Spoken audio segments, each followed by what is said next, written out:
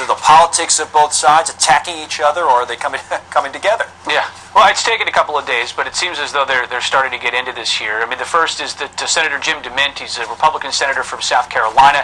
He's holding up the Obama administration's appointment to head the Transportation Security Administration, TSA.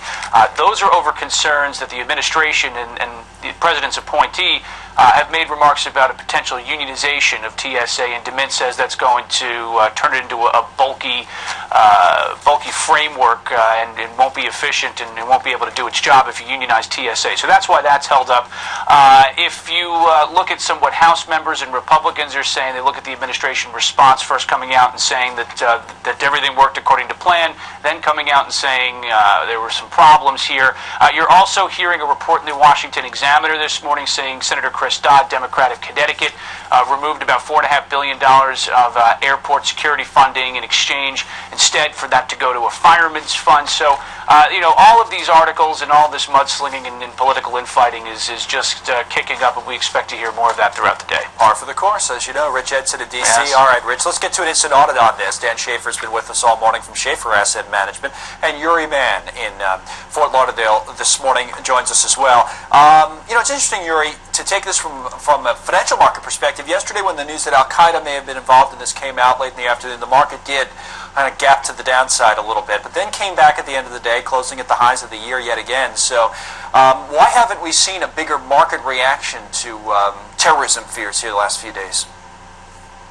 I think the markets have begun to mature and understand that terrorism it may not necessarily affect the markets. Look at Israel's economy and their stock market. They are under constant attack by terrorists, yet their stock market continues to go north because the economy just continues to be resilient regardless. The difference here, though, is that Israel does a wonderful job, a great job at fighting terrorism.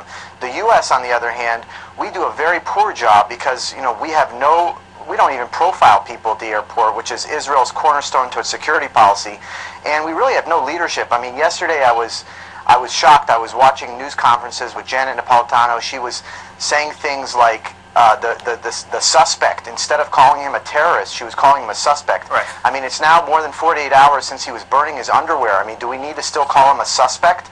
He's clearly a terrorist. I think Yuri, that you said, let me just follow up real quick on that. I mean, this is off the subject to some extent, but the idea of we do a poor job. I mean, very few high-profile, successful terror attacks since 9/11, 8 years out. Just coincidence, or you really think, is that what you really think, or hey, not a bad job, maybe some things happening behind the scenes we don't know about? Well, I think if things happen behind the scenes, the government would be telling us to a certain extent, and I think we just have been lucky that no large-scale attacks have happened, but we definitely don't have our eye on the ball in terms of defending the country from potential terrorists. I think from your question earlier, how is this going to affect the airline industry? Right. Clearly, I think people who are taking commuter flights today, 20, 30-minute flights, who have the option to drive 3 hours instead of taking a flight, they're probably going to drive more often because they don't want to wait for wait in a 2-hour line to get on a plane. So those airlines that have commuter flights will be hurt more than necessarily the international flights. We'll see. Dan, what's your thoughts on the effect of it? Well, I think that the president came out yesterday and spoke because there was tremendous amount of confusion going on with Napolitano saying that the system worked and then backpedaling a little bit. So I think he needs to come out and clear that up. But I think that passengers are going to be more scared to fly. But just like Yuri was talking about in Israel, it may become the new norm that we are always on alert, and it becomes a way of life here in the United States. Yeah, well, we're certainly less on, I don't know if it's a good or bad thing, but we're less jumpy in the financial markets than we were in late 2001 or early 2002, probably going into 2003 when these reports would come out. Most of them were just rumors, Dan, you remember? Right, and the market would jump all over the place. Even go back earlier than that, back in the 70s when LaGuardia Airport was bombed, and then there were some other things that happened in the 80s. Yes, now it's become a way of life, and it's not just here. There are attacks now happening all over the world.